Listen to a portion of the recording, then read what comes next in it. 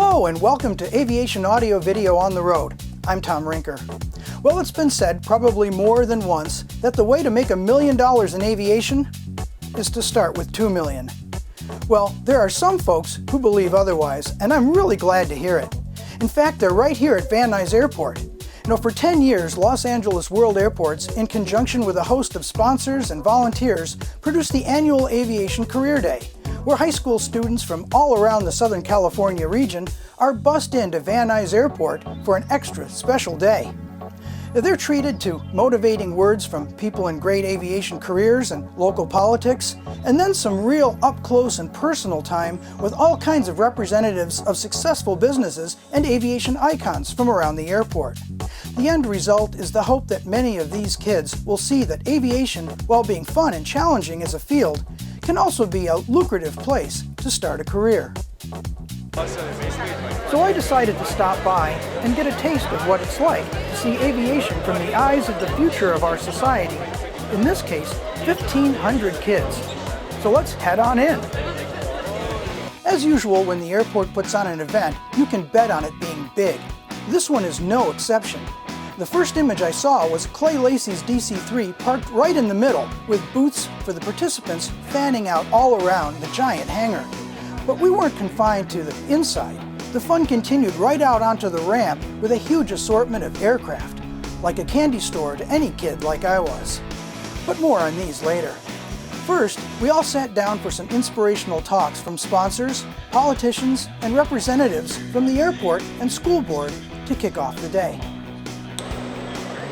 It's over 40 exhibitors, 30 groups of schools, 1,400 students will be here today. 8 different groups who studied this place. I gotta tell you something. Way months and months and months and months and months and months and months and months and months ago, we sit down and we start talking. And we say, okay, how many more kids can we bring to this event? How many more kids can we inspire to be in aviation? Most people in the aerospace industry, unfortunately, look like me. That means they're old. And they need an influx of new blood, and you are exactly what they need. And so I just wanted to let you know that I'm so glad you're here. You're obviously like bright-eyed and bushy-tailed and like ready to move on in your future, and you're going to be fantastic. So basically, my message to all of you here today is, if you have a dream, pursue it. And when you look at the Van Nuys Airport, this is a place where dreams can come true in more ways than one. So from here, it's off to see just what aviation promises as a life's work, but it didn't take long to see the big NASA sign ahead. I had to ask what NASA had to offer an aspiring student, so I talked to Rebecca Flick and asked her all about their participation. NASA Armstrong Education Office came down to support and provide students information about STEM fields and getting into the engineering field, and hopefully going on to college and interning with NASA Armstrong someday. I mean, we offer... Do you guys have special programs within your operation to help students as they progress through school?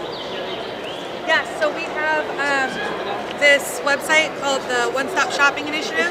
It's OSSI, it's intern.nasa.gov, which gives students opportunities to apply for internships, mostly in STEM fields, and mostly while they're in college, to gain research experience in science, technology, engineering, and math to help them further their education. We're designing a propeller and modifying the parameters to see how fast we can get it to go. We have a little motor here that the propeller turns and then produces voltage on our multimeter. And so yeah, it's a very popular experiment. Lots of kids coming and trying out different things, different ideas, and tweaking their ideas, improving them. I think it was a really good experience. Excellent, sounds fantastic. So could you show me how one of those circular gliders works? Sure.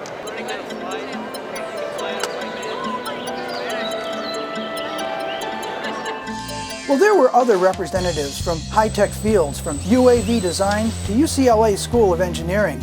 But some of the other exhibitors had tie-ins that offered a great deal of interest, especially from an entry-level starting point. This is how a good start, because you learn how to build an airplane, how to fly them, whatever.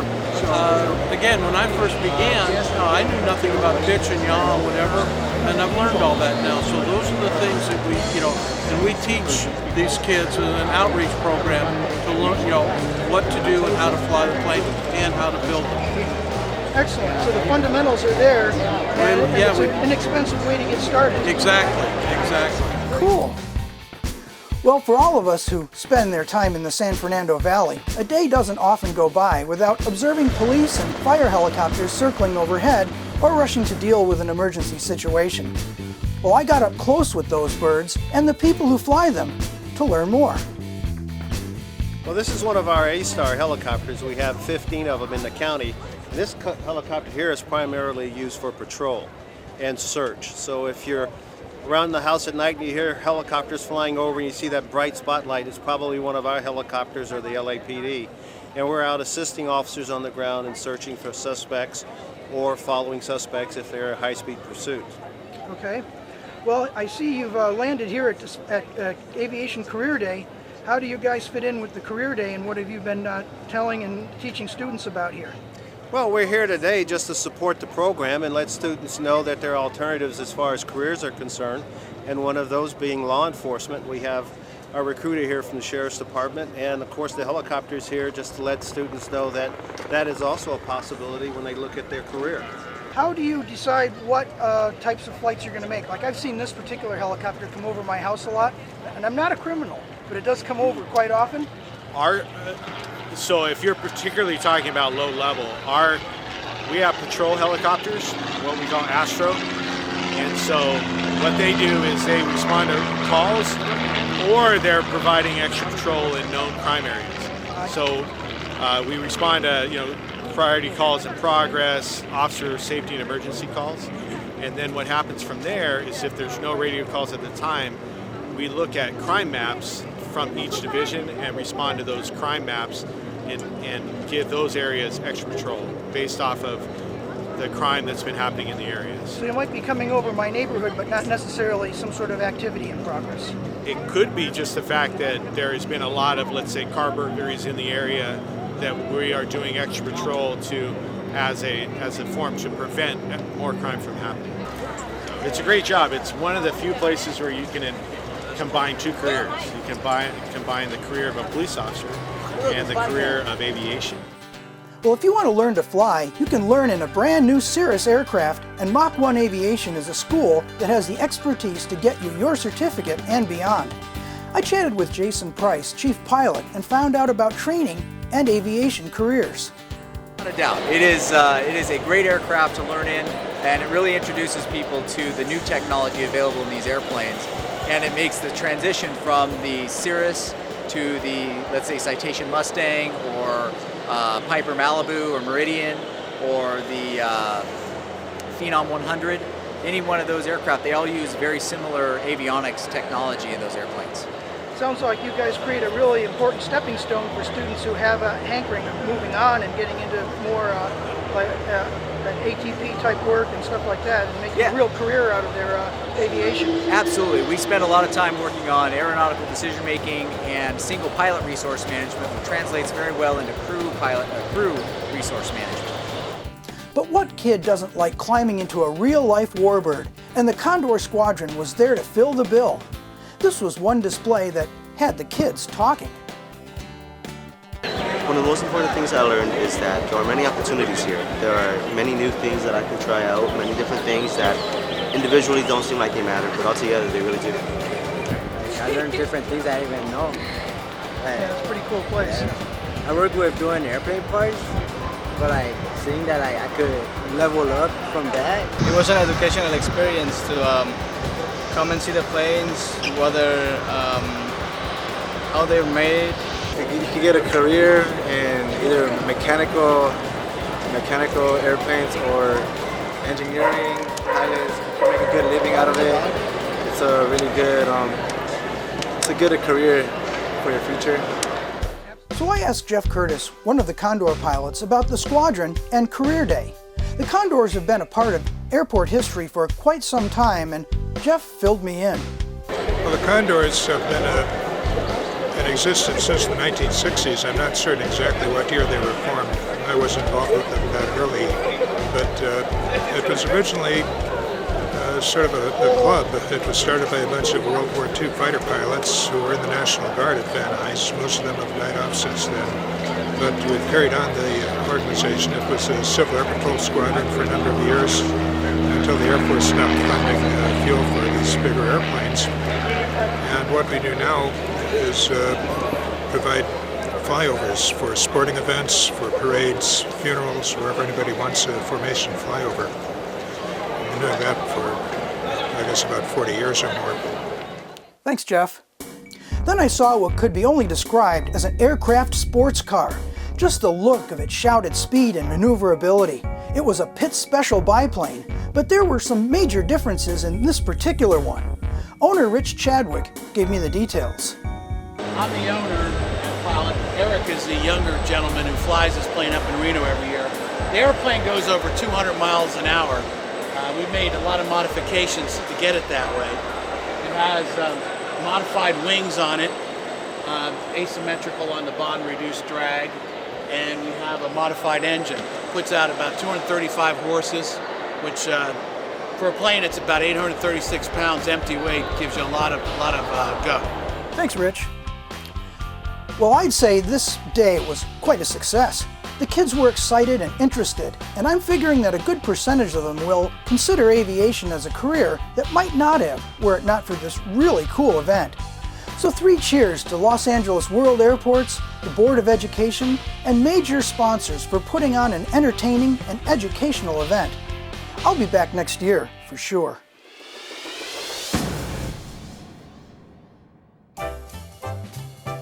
Welcome back. This segment is what I call long and slow versus short and fast. You know, airplanes are such a fantastically diverse breed of transportation that I wanted to contrast 2 very different aircraft, which I had the good fortune to find out about serendipitously. You know, it's funny how one thing can lead to another. I met with the local EAA chapter president at Career Day, and he handed me a brochure, and lo and behold, I'm here at the Van Nuys EAA Trimotor event just a few days later. Now this one brought me back to when I was a kid growing up in upstate New York, and I would do anything to get a chance to go to Broome County Airport and watch the planes come and go from their rooftop observation deck. And along with the TWA Constellations, which were the mainstay of business travel back then, I believe I saw one of those trimotors out there, the first all-metal passenger aircraft manufactured in 1926 through 1933. So it's one thing to hear the unusual engine sound, look skyward and catch a glimpse of this 85-knot beast sauntering over my backyard, but another to step inside and get the big picture of this real piece of aviation history. What a cool plane. Well, I could tell you what I know about the Trimotor, but why not hear it from the pilot himself, John Maxfield, Trimotor driver for today's event. I've been a member of the EAA since the mid-70s, and the EAA put the word out that they were looking for volunteer pilots for their Ford Trimotor program, and I met their requirements to pass the interview system and went through their training, and here I am 5 years later, you know, sharing the airplane with people across the country. So what were some of the innovations that came about because of the construction of this aircraft? This airplane's unique in that it's multi-engine. It's got 3 engines for reliability. It's made of aluminum as opposed to wood covered in fabric, and both of those materials rot over time due to moisture, exposure to the sun, things like that. Much of this airframe is the original airplane, so you know, metal lasts a long time. All of the controls are on the cables for all the controls are on the outside for ease of maintenance. For example, there are redundant systems. For example, the elevators in the back of the airplane that control the up and down are not connected to each other. They each have their independent cabling system. So if you were to lose the cable for whatever reason on one side, the other elevator would. And that same thought process of redundancy is still evident in today's airliners. What were some of the other uses for this plane besides carrying passengers? After this airplane was used in airline service, it went on, it flew cargo. It was also a crop duster, a fire bomber. They went out and they could use this airplane to drop forest firefighters into fire zones, parajumpers, if you will, smoke jumpers. And then because the airplane takes off and lands in such a short distance, it could use the mountain airstrips to bring the firefighters back out and save them a long walk. What was the range of this aircraft in terms of time and fuel? Right, this particular airplane, we go 2 hours and 45 minutes, and that gets us a couple of 100 miles down the road, 240, depending on the wind. Its best cruising speed's about 110. That's what we go city to city with. When we're out giving rides, we go slower, it's a little quieter, more leisurely paced ride. Now there are some rules that most of you will know if you fly the airlines, and this passenger plane is no exception. Here's the part I love. In the unlikely event of a water landing, okay, the life vests are located in a pouch underneath your seat. Don't remove the vest unless John here says so, but there's no water for him to land in anyway, but we have to go through the rules, right? There are 3 emergency exits. One is this door right here where you can see Murray looking at right now. One little tasty tidbit of knowledge I'm going to throw in here because I read it a few minutes ago. This airplane used to have an oval-shaped door, but when they started using it for fire jumpers, parachute and all their equipment, they made it a flat door. So now you know something that not many people do, because that way they could get in and out a whole lot easier. There is a hatch in the ceiling just behind the cockpit with a bar. You push up on the metal bar to release it. And in the cockpit, there's a red handle in the canopy ceiling. You'd pull that handle to release the canopy. That kind of emergency is pretty hard to imagine, but you know, that's what happens. Tall guys may not need to be reminded of this, but shorter people might. Watch your heads! I think we ought to go. Lift up the step there, if you will.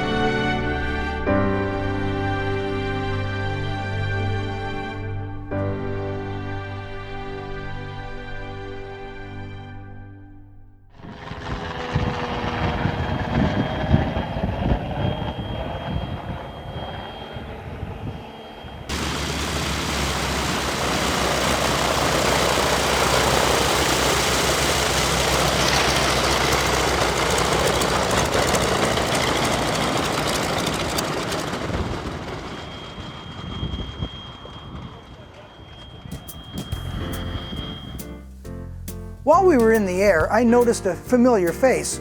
Longtime air traffic controller and Van Nuys airport icon, Phil Auney, was on board. And I was anxious to talk with him about his experience with Ford Trimotors and what today was like for him.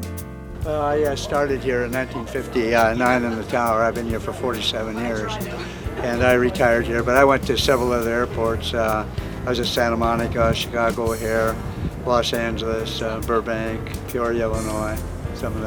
I worked at a few of the air shows and things like that. But I love Van Nuys. I love the general aviation. I was here when they built the extended 16 right. Put another runway here, 16 left. And when we were over at Santa Monica, that one that flew every day, when the Queen Mary came up from the south to go to Long Beach and be moored for all those years, well, they had all these flights for the little airplanes, but I remember the Ford Trimotor went out to greet the Queen Mary when it came in also. So it has a lot of history behind the airplane, that's for sure. Well, even the leisurely pace the Trimotor maintains, actually faster than 85 knots in full cruise, was a breakthrough for travelers who until then had to spend up to a month to traverse the country. Now that was knocked down to a matter of days thanks to the rail system and Trimotors working together. But it wasn't long before the era of the Trimotor was cut short by the advent of the DC-3, which catapulted air travel to a new level and paved the way for the modern airline system we know today. So that was the long and slow. Now for the short and fast. One of the planes I noticed at Career Day was a heavily modified Pitts Special, and you may recall earlier I spoke with Rich Chadwick about this extremely fast racing biplane. But as luck would have it, I was at a dinner a week later, and sitting next to me at the table was none other than the pilot of this Pitts, Eric Zine. He invited me to visit Sunnyside Up's hangar for a little chat about what racing is like for him. All right, this plane was first built in started in 1980, finished in 1981, and it had been a race plane, modified for racing since pretty much the beginning. It went through several different owners that were racing it. Frank Durant, who was president of the biplane class at the Reno Air Races. And then Jeff Watkins, who was also president of biplane class at the Reno Air Races. And then my partner, Rich Chadwick, and myself picked it up in 2010 and kind of continued the air racing thing in it. It's a lot of fun. Every time I get in this plane, it's really small, compact, and light. So you kind of wear it, and it feels like a party. Racing is, it's a kick. It's super fun. It's flying around really low as fast as you can around pylons with 7 other planes around you. It's a lot of formations, a lot of just low level. You're in and out of people's wake all the time, so it's choppy. It's really exciting. If I could pick one thing to do every day, it'd probably be race airplanes. In the case of an emergency, what's the procedure? Do that goes to the ground, say your engine decides to blow or something like that? We do a lot of training in PRS, the rookie school, with the new guys, and I've helped out. I try to help out the last couple of years when I'm up there anyways. But a lot of it is just having a plan. At said field, there's 3 runways.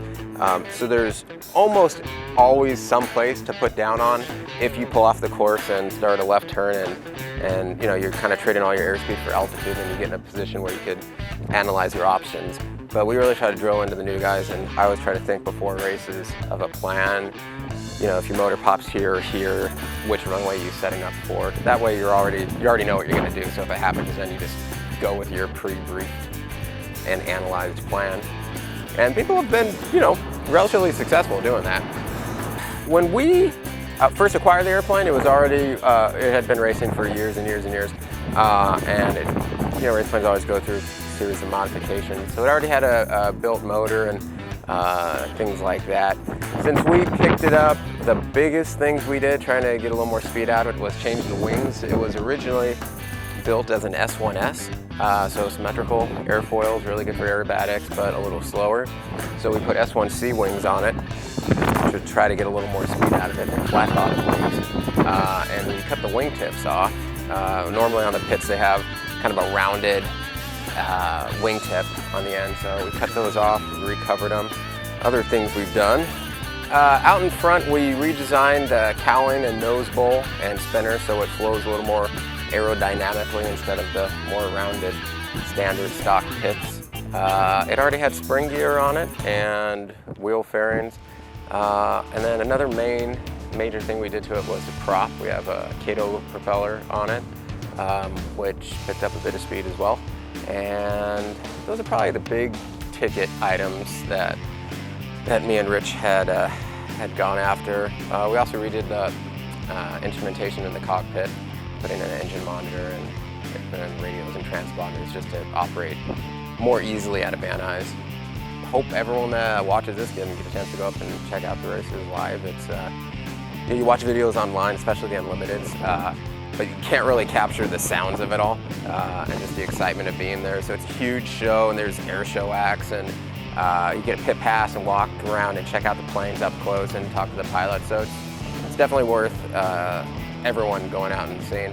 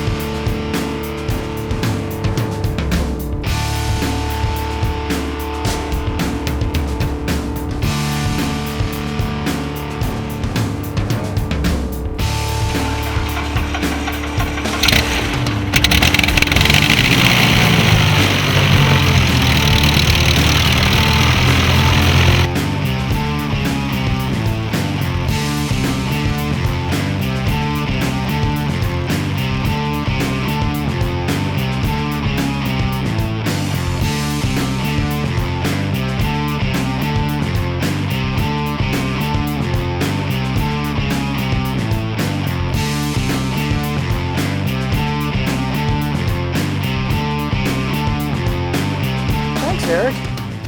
Well, I had a ton of fun learning about the diversity of aircraft that exist today, so for me it's back to my trainer for more practice, and soon you might see me waving a wing in something bigger or faster. But until then, I'm Tom Rinker saying so long from Aviation Audio Video on the Road, and as always, keep looking up.